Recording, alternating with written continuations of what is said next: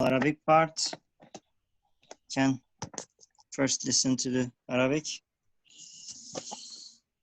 Bismillah.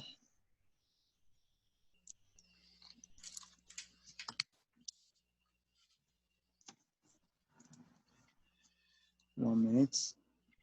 I did something. Yes. Here. المنغمس في الأسباب يا أيها الغافل المنغمس في الأسباب إن الأسباب حجاب تصرف القدرة إذ العزة والعظمة تقتضيان الحجاب لكن المتصرف الفعال هو القدرة الصمدانية إذ التوحيد والجلال هكذا يقتضيان إذ سلطان الأزل له مأمورون لكن ليسوا وسائط الإجراء حتى يكونوا شركاء سلطنة الربوبية بل هم من الدلالين الذين يعلنون إجراءات الربوبية ومن النظار الذين يشاهدون ويشهدون ويكتسبون في الانقياد للأوامر التكوينية عبادات تناسب استعداداتهم فهذه الوسائط لإظهار عزة القدرة وحشمة الربوبية. Shall we continue, Abe? Yes. All the way to the 10b. وأما السلطان الإنساني فلعجزه واحتياجه يحتاج إلى وسائط ومأمورين يشتركون في سلطنته فلا مناسبة بين المأمور الإلهي والإنساني.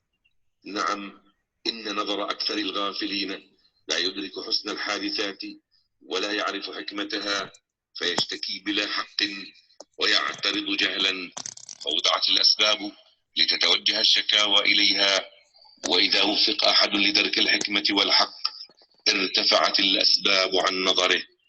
وقد قيل بتمثيل معنوي إن عزرائيل عليه السلام اشتكى إليه تعالى بأن عبادك يشتكون مني في قبض الأرواح فألقي إليه إني أضع بينك وبينهم وسائط المصيبات حتى يتوجه شكواهم إليها لا إليك. الحاصل إن العزة والعظمة تقتضيان وضع الأسباب الظاهرية لرد الشكايات الباطلة ولئلا يرى العقل الظاهري مباشرة يد القدرة بالأمور الخسيسة الجزئية ولكن التوحيد والجلالة يردان أيدي الأسباب عن التأثير الحقيقي. I think that's it. Yeah. Okay. أعوذ بالله من الشيطان الرجيم بسم الله الرحمن الرحيم الحمد لله رب العالمين والصلاة والسلام على سيدنا محمد وعلى آله وصحبه أجمعين. اللهم علمنا ما ينفعنا وانفعنا بما علمتنا وزدنا علما نافعا. اللهم أرنا الحق حقا وارزقنا اتباعه وأرنا الباطل باطلا وارزقنا اجتنابه. Bismillah. Inshallah, we are making our way into the flashes. As you may remember, this is the beginning of the treatise in the Mathnawi Arabi flashes, and it is a whole section. That's why I asked Jasmine Abi to have the Arabic all the way to the end, and I'm thinking of reading the English all the way to the end, trying not to make comments, and then going back to the beginning and trying to parse it out, reflect upon it together, inshallah. So, O the heedless one who is submerged under the causes are veils to the disposal of power, since dignity and tremendousness call for veiling. However, the disposer that has actual effect in all affairs is the power of the eternally besought one, since monotheism and majesty call for that. I made slight changes to the PDF that was sent before. So if you are following from that, there might be very small differences. Try not to pay attention to it. Since monotheism and majesty call for that. Yes, the Sultan of pre-eternity has officials, but they are not means of execution that will be partners to the royal power of lordship. In fact, They are some criers who proclaim the acts of execution pertaining to lordship, spectators who observe and bear witness to those executions, and perform various forms of worship in accordance with their aptitudes by submitting to the creational commands. Hence, these means are for exposing the dignity of power and sublimity of lordship. As for a human sultan, because of his impotence and neediness, he needs means and officials that become partners to his royal power. Hence, there is no relationship of comparability between officials of the divine and the human officials. Yes, the sight of most heedless people does not comprehend the beauty of excellence in the happenings or recognize the wisdom in them. Therefore, they complain unfairly and object with ignorance. This is why the causes are put in place, so that complaints would be directed at them. If one were graced with the comprehension of wisdom and reality, the causes would be lifted from his sight. It has been mentioned in a metaphysical representation. Azrael, peace be upon him, the death of the angel of death, complained to him, exalted is he, complained to God. Your slaves will complain of me in relation to the seizure of their spirits.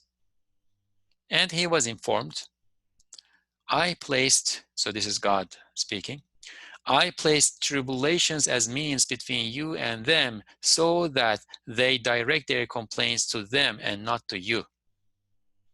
In conclusion, indeed, dignity and tremendousness call for the presence of apparent causes in order to deflect groundless complaints, so that the intellect that focuses on appearances does not see the direct involvement of the hand of power in particular lowly affairs. However, monotheism and majesty ban the hand of causes from having actual influence. So inshallah, we'll go to the beginning. And of course, those who know the Risales, not even deeply, but to some extent, this will sound all familiar. Some of the expressions here are some of the most famous expressions in the Risales. And this section is opened up at the in the 22nd word, the second station of the 22nd word. The first branch, for instance, talks about the Sultan's officials and so on and so forth. It keeps going, moves on from there. I want to go back and try to reflect, but I want everybody who is inspired by what we are reading, inshallah, to jump in and participate and contribute, inshallah. So the beginning. Oh, the heedless one, who is submerged under the causes. So here we should remember that Ustad Nursi writes these treatises during that spiritual search he is going through, and his addressee is invariably his self, his soul, usually his lower soul or his self in general. Oh, the heedless one. So this is how he's addressing himself, and this is the etiquette of addressing the lower soul. The lower soul always commands evil, and therefore we do not pamper it. We tell it what it is. It is heedless, right? But Ustad Nursi here is also defining the nature of his heedlessness, or the heedlessness of his lower soul, right? Who is submerged or is drowned by the causes. So what are the causes? Let me pose that as a question, and then we can move from there. What are the causes that Ustad Nursi is talking about here?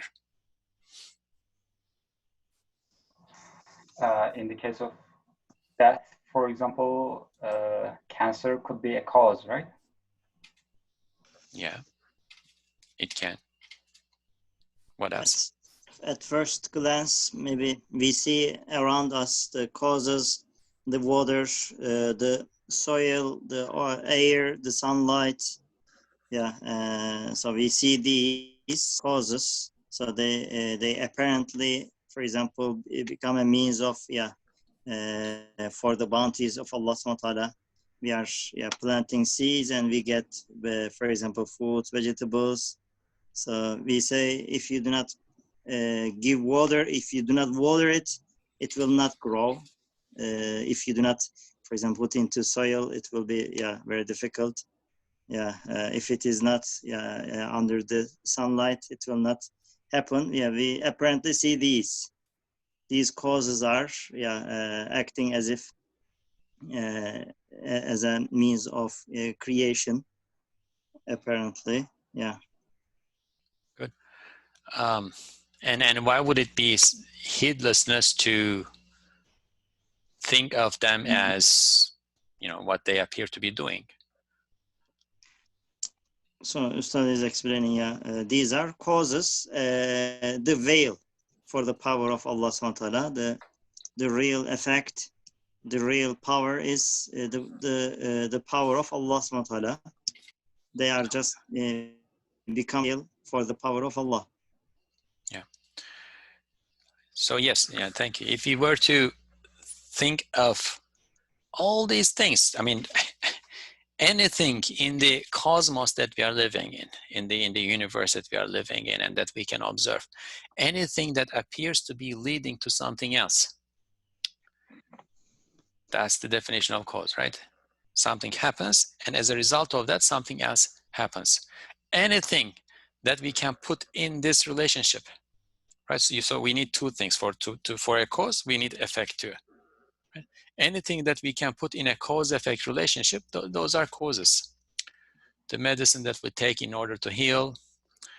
I was talking to Jezmabi before, right? Jezmabi and Khalid were here. I said, it's very hot where I am. The AC that we turn on in order to cool the room, the sunlight that we want to expose our plants in order for them to grow, right? Anything. The classical example that Imam Ghazali gives about this is fire and cotton. He says you bring fire next to cotton, and then it touches the cotton, and then the cotton burns. So is it the fire that burned the cotton? Is it the fire that is burning the cotton, right? And then later on, David Hume takes the exact same example.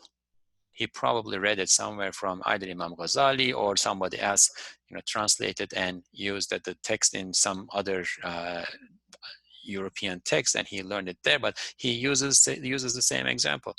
You bring fire to cotton and it touches and it's burning. So is it fire that is burning the cotton? If so, but you pull the fire away. Now, while the cotton is burning, the fire is not there anymore. So what is it that's burning the cotton? Can you establish a connection between the fire and the cotton? They say no. Philosophers have spent a lot of time and effort and thought on this, and the conventional wisdom about this is that no, you cannot do it.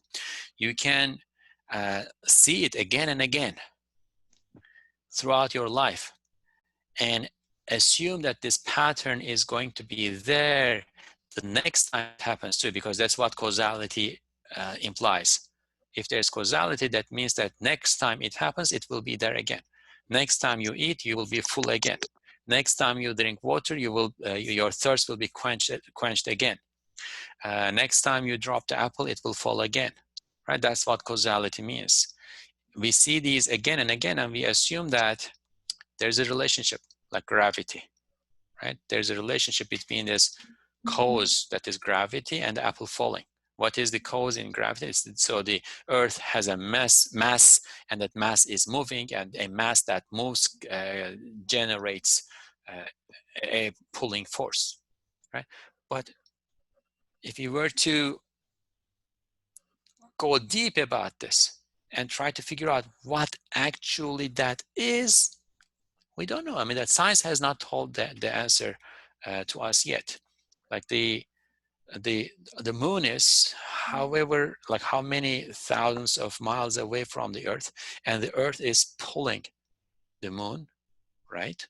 But how is that happening? There are no wires extending from the earth to moon. there are no ropes. What is going on? We don't know. It is pulling. So we say this is cause. So assuming that the earth, the gravity of the earth has a power in and of itself that pulls the moon, becomes heedlessness. Assuming that we ate and that's going to satiate us, it is the food that will satiate us, right? We are submerged under causes. Assuming that we are sick, we will take the pill, and the pill is going to heal us.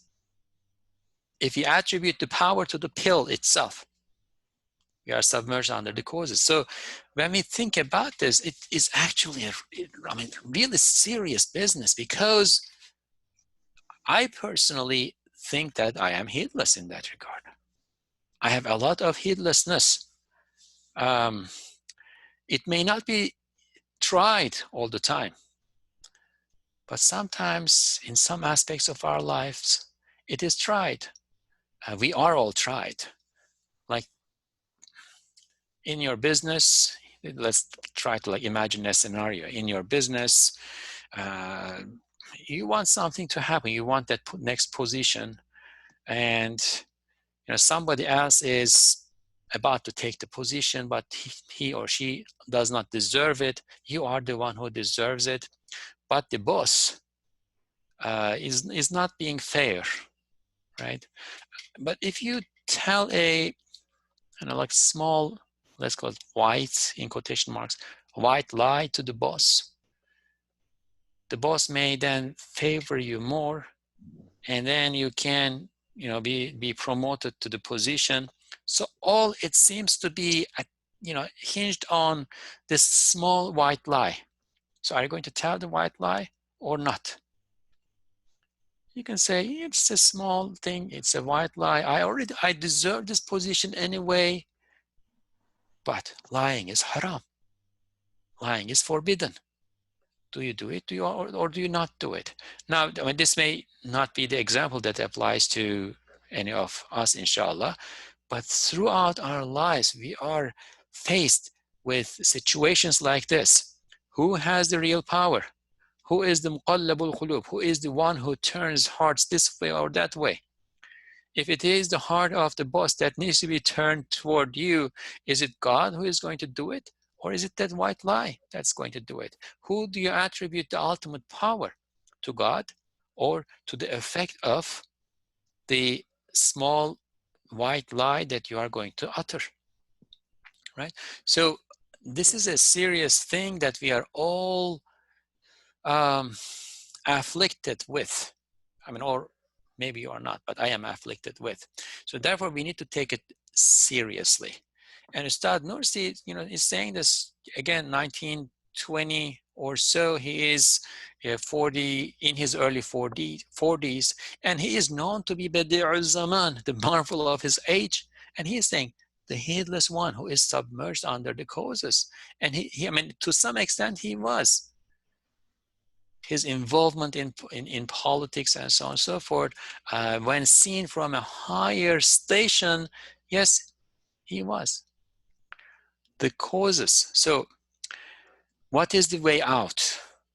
How do we see causes as what they are? Right? If we understand their, again, I'm going to use this word again, I love it, quiddity. If we understand what they are, their real nature, if we understand that, then it may become easier for us to deal with them, right? The causes are veils to the disposal of power, since dignity and tremendousness call for veiling. This is like the summary of, I don't know, a quarter of the Risale-i-Nur, if you will. The causes are veils to the disposal of power, since dignity and tremendousness call for veiling. Shall we try to understand the meaning of each of these words first? We talked about cause first, but like disposal of power, dignity, tremendousness, and then veiling is what is going to be explained thereafter. But what does it mean? So disposal of power, let me say, I think it should be, tasarruf, right? Tasarruf, this word. So you are seeing my screen now, right? Yes. Yes, no? Yes. Okay, so this is the word, right? Tasarruf. Tasarruf is disposal of power. Tasarruf. So what is disposal of power? What is dignity? What is tremendousness? So dignity is izzah. Tremendousness is azama. Here azama, here izzah.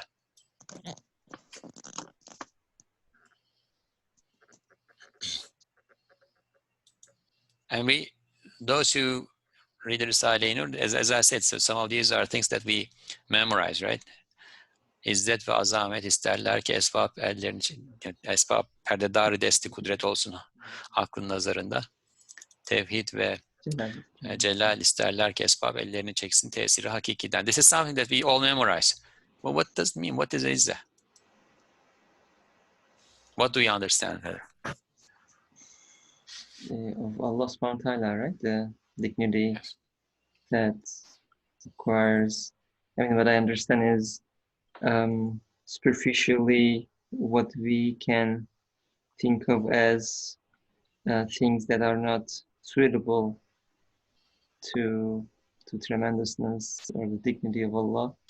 The causes are a veil so that our superficial views do not see something that is lowly or evil associated with Allah. So although this is not the reality, I guess it is something that is in reality there is nothing evil in creation of Allah, but our views could be like that, and our views could associate that. So His dignity has put causes in between as a veil, so that our complaints against against the action or against the event or whatever that is, that they don't go to Allah directly, they go and stop by the causes. That's what I understand, but there might be others too. Okay, good. Yeah, that's a paraphrasing of everything else that's to come from here on too, mashallah. But what's the meaning of the word dignity? Izzah. Izzah. Okay, what does that mean? It is difficult for me to wrap my head around. That's why I'm asking too. And in human context, it's also a bit. It can be mixed up, or it can be confused with ego, which we should not. I guess that's why I guess it needs more elaboration, right? Yes. So, everything, Allah subhanahu wa ta'ala is creating everything directly with His own power, and He never accepts any intermediary. So His dignity requires that He never accepts any intermediary. So the causes, so the dignity of Allah subhanahu wa ta'ala requires that the causes are just a veil. They don't have any power. They don't have any effect in creation. They are for some reasons. So the dignity requires the unity of Allah, the power of Allah is overwhelming, prevailing in everything. MashaAllah, yeah. So Mustafa was alluding to this, like in Turkish we use izzet-i nefs. Right, so dignity of this izzet nefs is, it may be related to ego, right? If somebody has a lot of izzet nefs, that means you can't even allude to them that they may have done something wrong, right? Now, when this is used for a human being, it may be a problem because beshar shashar, humans err. Humans have their lower souls that are always commanding evil. Humans are susceptible to the suggestions of Satan, and so on and so forth. But God, not deserving. The dignity. Allah subhanahu wa ta'ala has His dignity deservedly. Yes. it is worth for Allah subhanahu wa ta'ala the dignity, but for us it is just we are as if we are stealing the power of Allah, and we assume that I have dignity, I have power, I have, and so on. So we our ego is just assumption. It Yes. doesn't have any a power. Allah Yes. subhanahu wa ta'ala gives it Yes. the power. Yes. Yes. So it is, I mean, it is all Allah's. Izzah belongs to God, right? Dignity belongs to God. We can partake in it to the extent that we are His slaves, right? To the extent that we are His vicegerents on earth, Khalifa on Yeah. earth, right? So this is about the order, the will, and the power to protect one's honor and rights, and that may include to protect the honor and rights of those who are subordinate to that person too. So again, in our metaphorical human example, the izzah of the dignity of a person, for instance, includes the dignity, the honor of the person's family, right? So when it comes to God, His dignity involves his order, His will, and power to protect the honor of Himself and His subordinates, right? It involves protecting the honor and rights of His creation too. So when we understand this meaning, then what comes later on as to, we sometimes assume that there are lovely things in the creation, I don't know, like let's think of a net, this like little tiny fly, or think of a cockroach, like think of something that might be disgusting for you, right? Sometimes the lower soul or even Satan might be whispering this, like urges us this. So did God create this too? Right? Yes, God created it. It is, and it is beautiful, and it is marvelous, and it's miraculous. But we sometimes fail to see it, or things that appear to be evil happening in the creation, like earthquakes happen and people die, and there's the famous example of the atheist, like there's cancer afflicting 5-year-old children and so on and so forth. So did God create that too? So sometimes we cannot help thinking or being exposed to suggestions such as, why did God create this? Right? So at that point, when we attribute what appears to be a problem to us, in reality it is not. We will see that in reality it is not. There's, as Mustafa said, there is no evil in reality, but sometimes it appears to us to be a problem, an evil, right? Sometimes we cannot help attributing to God. So at that instance, in that instance, so that there will be something before us that we will attribute it to and not to God, right? So that we can do tanzih of God, like we declare God's, that God is above and beyond defect and deficiency and anything evil and so on and so forth, right? So that we can do it, like there are the veils. And tremendousness of Lama is like greatness. His greatness is beyond our comprehension.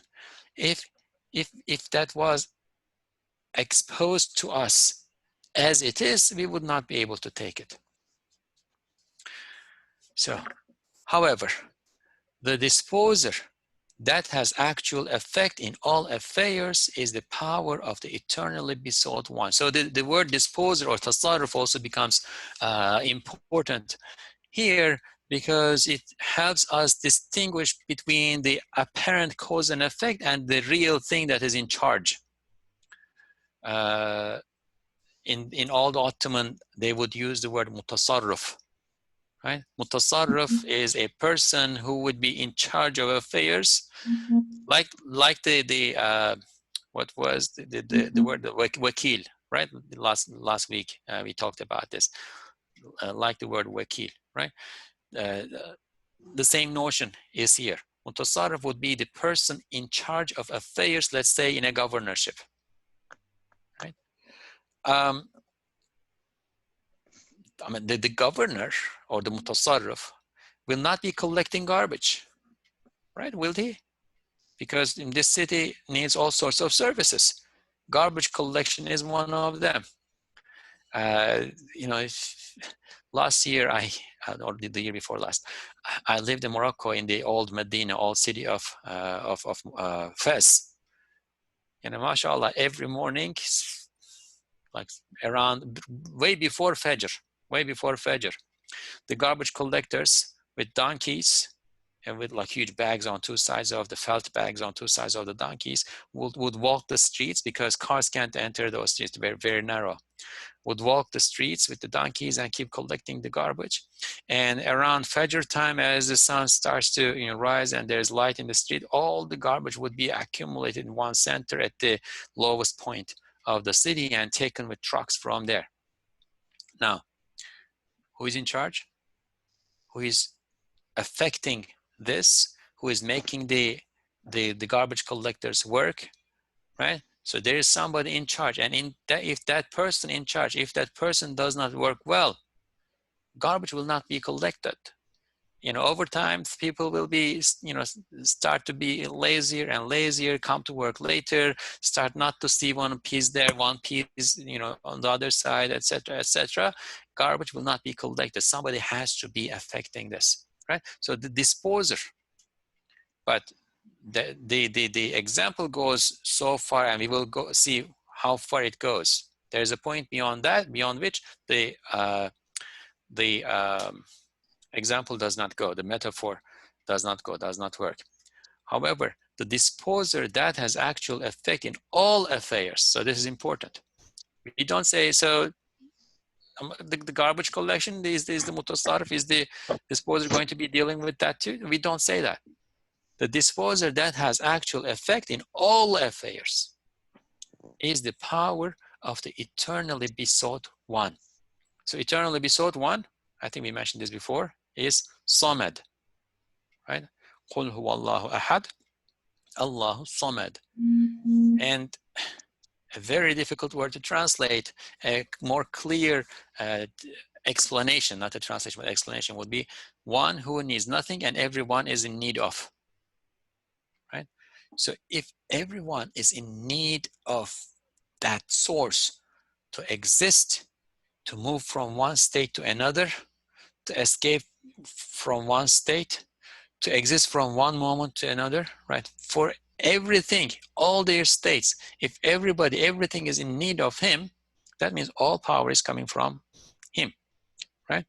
The sunlight we talked about helps plants grow. Okay, but who helps the sunlight? Who helps sunlight to be sunlight? To move from that star that's called the sun to Earth in about 8 minutes plus. Who is doing that? Who is helping that? Who is helping the sunlight to enter the leaves of the plant and do whatever it is doing there? Who is doing it? Right? Everything is in need of eternally besought one. The disposer that has actual effect in all power of the eternally besought one. Since monotheism and majesty call for that. So there are two things happening here. There's dignity and tremendousness. They call for veiling. And then there's monotheism, tawheed, and majesty, jalal. They call for attributing everything directly to him, not seeing the veils.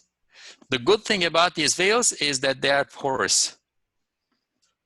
Ustad uses the word tenteneli, so which means that you can see behind it. It's a veil, but if you, almost transparent. If you look from the right angle, you can see behind it, like tulle, right? A very sparsely woven fabric. If you focus on the fiber that the fabric is made of, if you come very close and focus on the fiber, you won't be able to see what's behind it. But you move back, and look to see through, you will see through. Or if you focus on the holes there, you can see through. So the good thing about these veils is that they are porous, but they are veils. There are times when we need to look at, focus on the fiber, and there are times when we need to look to see through. Yes, the Sultan of Pre-Eternity has officials. So we talked about like garbage collectors, and I said the metaphor goes so far, right? The Sultan of Pre-Eternity has officials. God has officials, things under his command, ma'mur, right? But they are not means of execution. That will be partners to the royal power of lordship. In fact, they are some criers, proclaimers, who proclaim the acts of execution pertaining to lordship, spectators who observe and bear witness to those executions, and perform various forms of worship in accordance with their aptitudes by submitting to the creational commands. So what is in here? What do we understand from this? There are, let's say, three things, right? Again, I'm resting now. I mean, like the example, I guess that you gave, Ustad gives an example, right?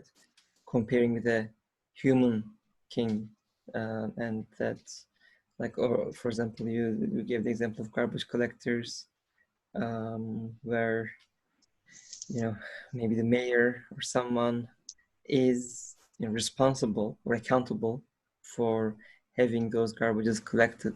Yes, accountable, let's say, but then the garbage collector also has some power, because they can go on strike or something, and then there might be issues about the garbage collection or things like that. Or if you look at the human king, let's say, very powerful, however, he would still need, because he's human with the human limits and capabilities or lack of them. With them, he would need to get help, seek help, in the sense that through his officials, he would need to, you know, execute his orders, not by himself, because he doesn't have the power to. So he would need to use those, you know, officials, and those officials would have real effect on executing those, you know, commands or orders, whatever. But that is not the case for Allah subhanahu wa ta'ala, where he does not need those officials or those veils or those causes, like he didn't need it, like he doesn't have partners in his uluhiyya. There's another part, right? I mean, he doesn't have partners in uluhiyya. Also, like that, he doesn't have partners in his rububiyyah. So, in other words, like he's one as the um, is the one that's who is worthy of worship. Worship, yeah. But like that, he's also he also is one and does not need any partners, and does not have any partners in execution of his commands or in his lordship, in his sustainership.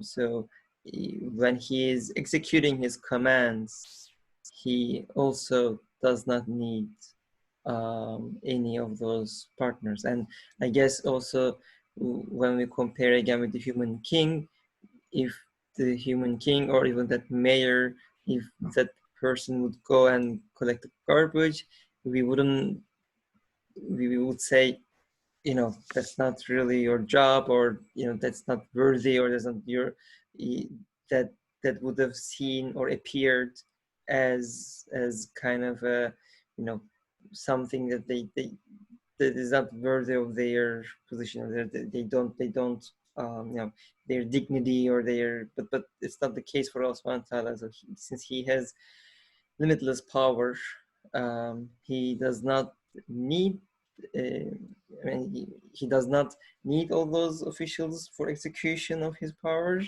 or his commands. He does them all by himself, but he can do all of them at the same time, and he can, and like a human, like human would have a limited attention, limited span of attention, limited span of time, limited span of power. So they choose to focus on certain things, and they kind of try to prioritize and things like that.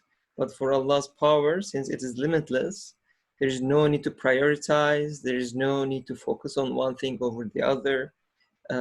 Hearing one person's or one creature's supplication does not interfere with it doing some countless other things in other places in the universe.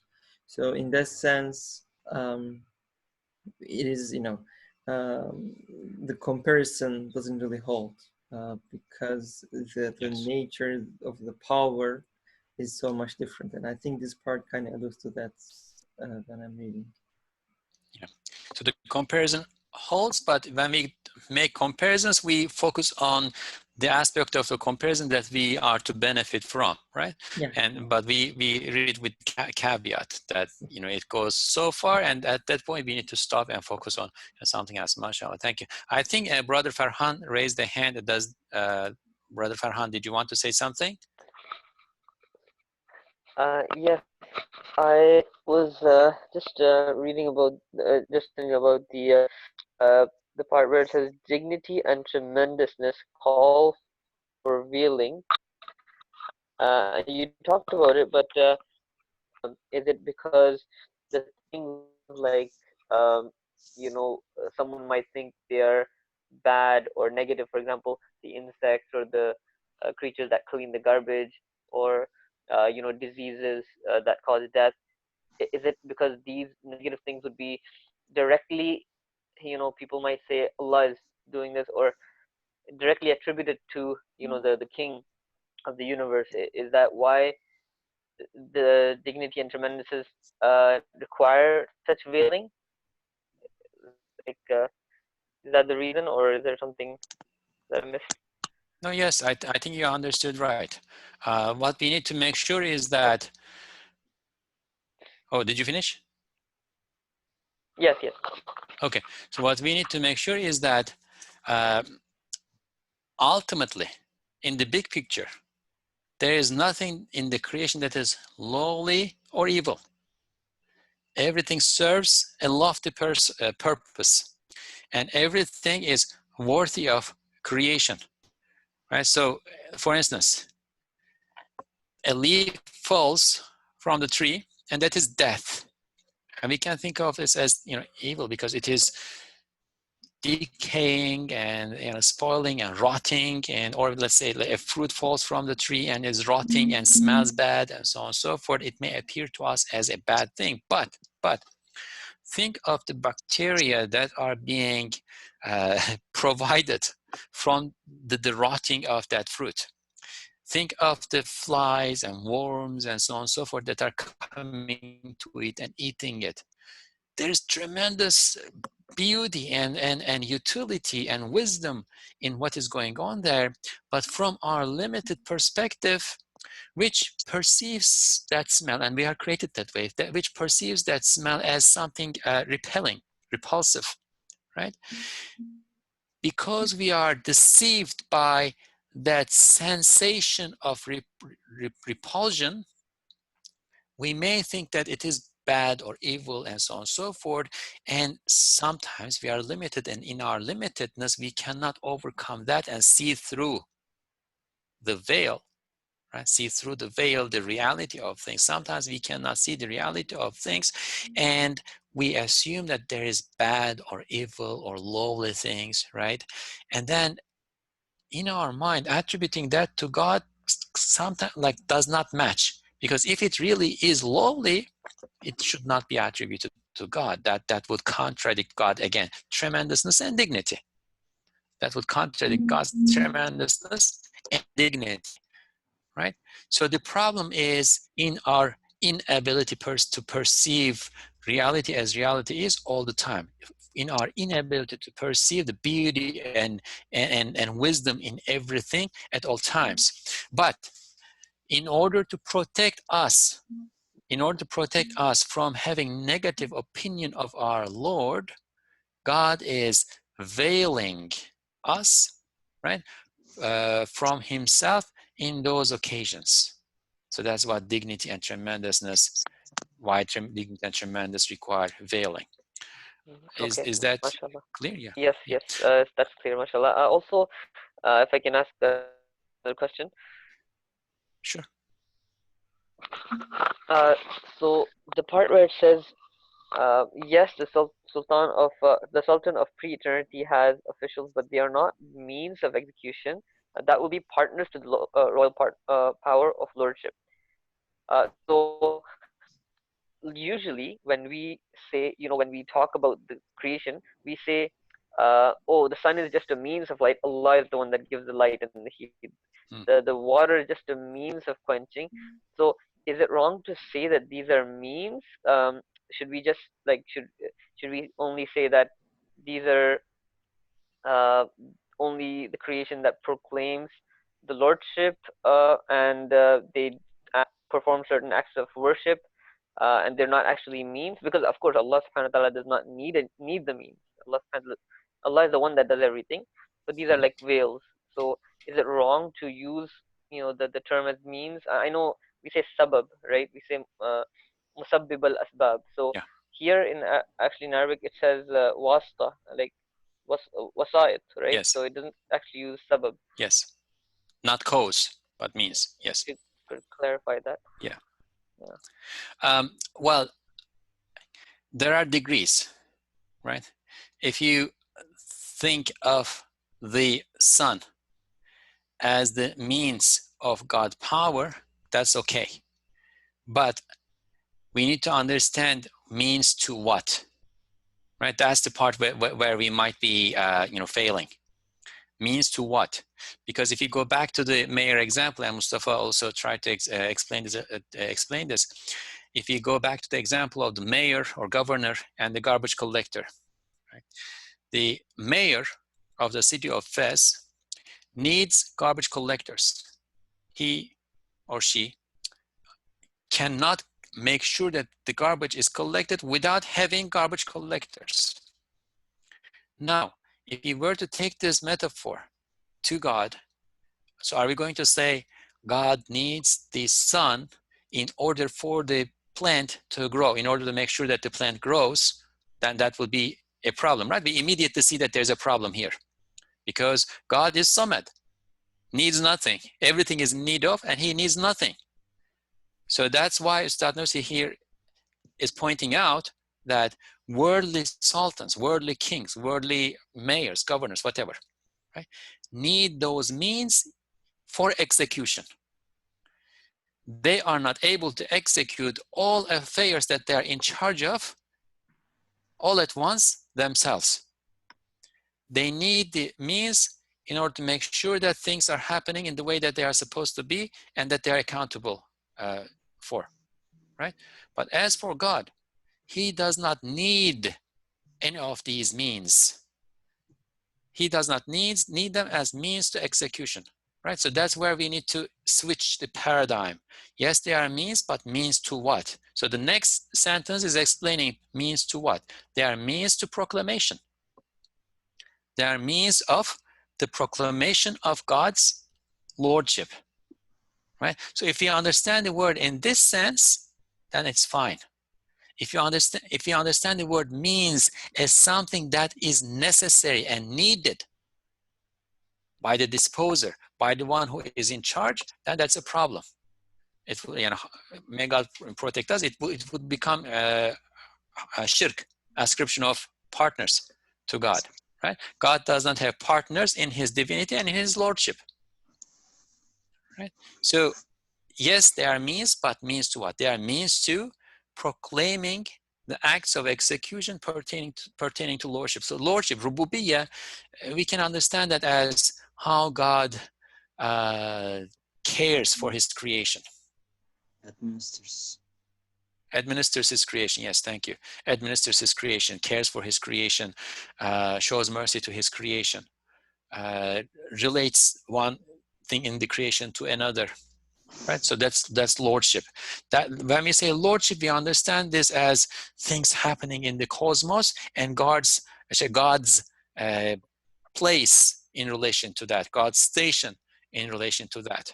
Right, so the Son, right, proclaims God's God being the Razak with regard to what the photon does in the leaf. Right, the grass proclaims that God is the Razak, the provider with regard to what the grass does for the cow. The cow proclaims that God is a Razak, the provider, with regard to what the milk appears to be doing in the body of the calf or the human being. Right? So they are means of proclamation. And then next thing here, this is not necessarily a means, but this relates to what we understand the wisdom in creation is. Right? Every possessor of beauty and perfection wills or wants to be known, seen. Right? They are spectators who observe and bear witness to those executions. The cow observes and bears witness to the execution of the grass being a provision to it. The taste, enjoyment, satiation that the herb grass gives to the cow is the cow's gratitude to God. And the cow is observing it, spectating it, being a spectator to it, right? And bearing witness to it by being satiated, by being satisfied with its state. And then perform various forms of worship in accordance with their aptitudes by submitting to the creational commands. The photon has the aptitude to travel all the way from the star that is called the sun to Earth, and then hit the leaf and somehow enter the structure of the leaf and do whatever it does there in the leaf. Right? This is its aptitude. This is the aptitude that is given to it by God. And it has that aptitude because it is submitting to the command of creation. God said, be, and it is. The photon is doing that. Remember, we talked about gravity. You know, what is gravity? What is pulling? What is not pulling? What is it that moves the photon all the way from there in 8 minutes? Right? What is it? It is the command. Kun fayakun. Be, and it is. It is submitting to the creational command, right, in accordance with its aptitude, and by doing so, it is worshiping God. It is recognizing God's divinity and that God is the possessor of command, and there is nothing that can happen beyond his command. When he commands it, you know, obedience is what's expected. And everything in the creation is obedient in a state of worship in this way, except for those who have partial will, that is humans and the jinn. They need to do it by using their will in the right way. Hence, these means are for exposing the dignity of power and sublimity of lordship. So when we move beyond attributing lawlessness to God, etc., right, there's another layer that we are adding to it. Right? In the first layer, we said we don't want to attribute what we perceive to be lowly or evil to God, and therefore there is this veil for us to attribute it to. Right? But beyond that, these means are exposing the dignity of power, God's power. Nothing has power, but God has power. They are proclaiming it by obeying the command of God and the sublimity of his lordship, which is related to tremendousness. Right? He's sublime. He is tremendous. He has power. Nothing else has power. Everything is in need of him. He is in need of nothing. It comes to my mind, abi, to share the ayah at the very beginning, we mentioned Allahu khaliqu kulli shay wa huwa ala kulli shay wakil. So the officials of Allah subhanahu wa ta'ala, they are, as you said, they are just for conveying the proclamation of the manifestation of Asma Ilahiyya. So when we consider that, for example, some misguided people, the people of misguidance, they claim that Allah is not concerned with minor matters, as they said, while he's mentioning in the Quran the fly or the mosquito or these lowly creatures, they considered Allah doesn't feel shame for that. Allah subhanahu wa ta'ala says, la yastahyi. Allah subhanahu wa ta'ala doesn't feel shame because it is the manifestation of Asma Ilahiyya. So we see the apparent face of the creation, but Allah subhanahu wa ta'ala is, he has, subhanallah, biyadihi malakutu kulli shay. So Allah subhanahu wa ta'ala has manifestation of the inner face of everything. His glory is appearing. So we see the apparent causes in the creation. So of course, in the example of, for example, collecting the trash, for example, at that part, the manifestation of Ism Quddus is appearing. So Allah subhanahu wa ta'ala is making the whole universe. For example, Ustad is giving the part of Ism Quddus. He defines that this palace of the world and factory of the universe display a greatest manifestation of divine name of most holy, Ism Quddus. So Allah makes the ants, for example, show this, for example, the manifestation of Ism Quddus. Allah makes the eagles, show this, the all pure, the name of all pure. Everything is has a, for example, has a share from this manifestation of Ism Quddus. We apparently see that they are having this function, but Allah subhanahu wa ta'ala is showing his all pure. So he is showing his the name of most holy. So he is the creator of everything. So the apparent things, so whatever we see in the apparent things, they are not, in fact, as we see, the manifestation of Asma Ilahi is appearing there. Allah subhanahu wa ta'ala is showing his beautiful Asma. Yes, mashallah.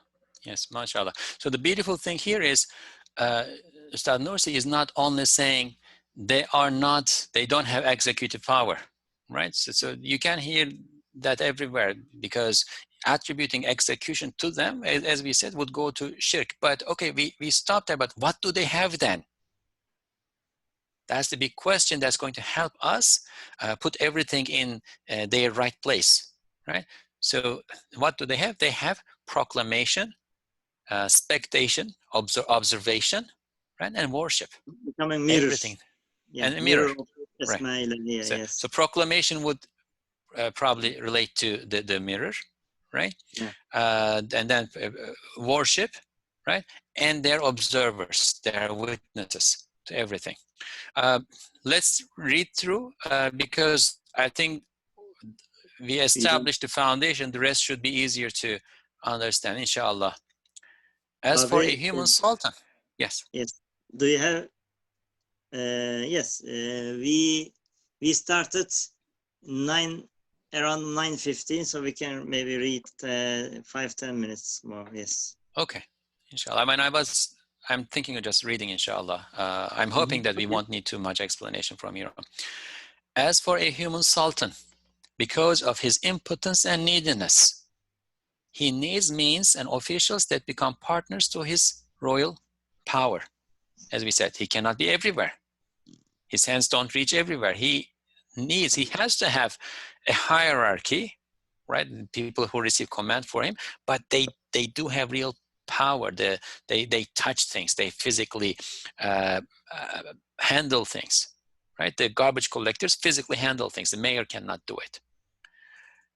But that's because the mayor is impotent and needy. He's limited. Hence, there is no relationship of comparability between officials of the divine and the human officials of the divine, what we think of as causes, right? We can think of it as the causes in the physical sensory realm, or we can go one layer beyond and think of it as angels who are moving the causes in the sensory realm, and we can refer to that as the angelic realm or the alam al-malakut that Jazmi Abi referred to, right? The angelic realm of the realm of domination, right? This is the realm of dominion. That's the realm of domination of angelic realm. And then you can go one layer further and reach alam al-amr or alam al-jabarut, where there's only command, right? They, whatever those officials are, they do not have real power. God does everything. God is the disposer of everything. They don't have executive power. They have the power, or they have the function, wisdom of proclamation, worship, and witnessing. Hence, there is no relationship or comparability between officials of the divine and the human officials. Yes, the sight of most heedless people does not comprehend the beauty of excellence in the happenings or recognize the wisdom in them. Therefore, they complain unfairly and object with ignorance. This is why the causes are put in place, so that complaints would be directed at them. So if we remember, go back to the beginning, we said there are two layers of understanding dignity. This is the first layer. The first layer, we direct complaints to them. Whatever we falsely think of, understand to be, or assume to be wrong, false, evil, bad, lowly, whatever, we direct that to them. This is the first layer. If one were graced with the comprehension of wisdom and reality, the causes would be lifted from his sight. The causes would be lifted from his sight, and he would see beyond them. Remember, we said this veil is porous, could see through the veil and see the divine power in charge, disposing everything directly. It has been mentioned in a metaphysical representation. So the word metaphysical here is, for lack of a better word, it could be said a representation in meaning. What this is implying is that this example, this story may not have actually taken place, but its meaning is accurate. Its meaning is something that we can benefit from.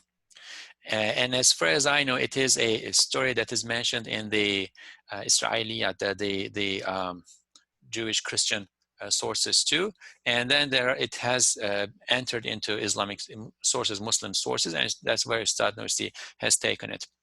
Azrael, peace be upon him, alayhi salam, complained to him, exalted is he, God, your slaves will complain of me in relation to the seizure of their spirits. Who wants to be the object of complaint all the time, right? And he was informed, I place tribulations as means between you and them, so that they direct their complaints to them and not to you. So maybe if you go back to the beginning, we said, so what is the function of those causes, those means? So this is the fourth one. We can add this to it too. They are veils, spectators, witnesses, and proclaimers. In conclusion, indeed, dignity and tremendousness call for the presence of apparent causes in order to deflect groundless complaints, so that the intellect that focuses on appearances does not see the direct involvement of the hand of power in particular lowly affairs. And this is protection for us, right? Or this is protection for us too, rather. It is dignity. He has a order, will, power to protect his subordinates' rights, right? And also protection for us, because if we were to attribute it in a state of heedlessness, attribute it to God, then that's a sin. Right? We say Subhanallah. We do tanzih about God, right? We say God is taqdis about God. We exalt him. We say he is above and beyond all defect and deficiency, and that is the right place to be, right? However, monotheism and majesty ban the hand of causes from having actual influence. Monotheism, he is one. All power belongs to one. If all power belongs to one, who or what is going to have any executive power, any effect? Is there any effect without power? No. All of it belongs to one, him. He has majesty, right? Those two ban the hand of causes from having actual influence. They don't have actual influence. All actual influence belongs to God in the function of, so to finish it, the function of the wisdom in the creation of causes as means is, one, they are veils. Two, they are proclaimers of the divine names and the execution of God's command.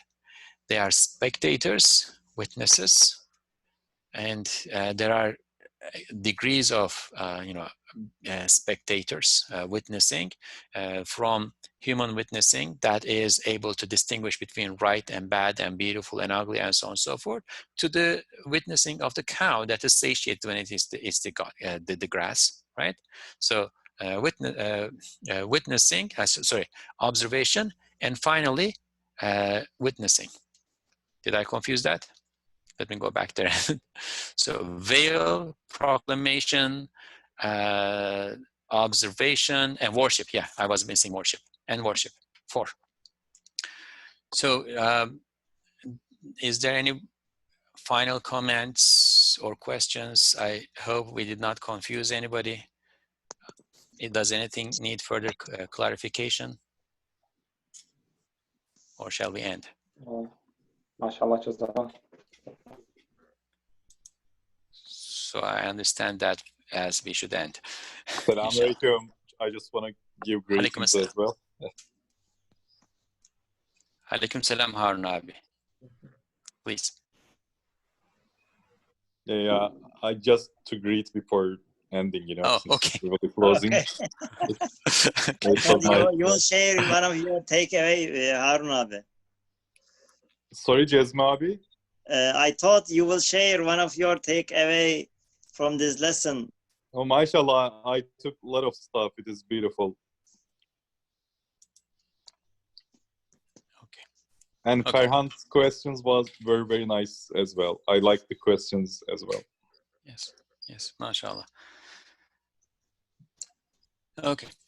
سبحانك لا علم لنا إلا ما علمتنا إنك أنت العليم الحكيم وآخر دعواهم أن الحمد لله رب العالمين. الفاتحة.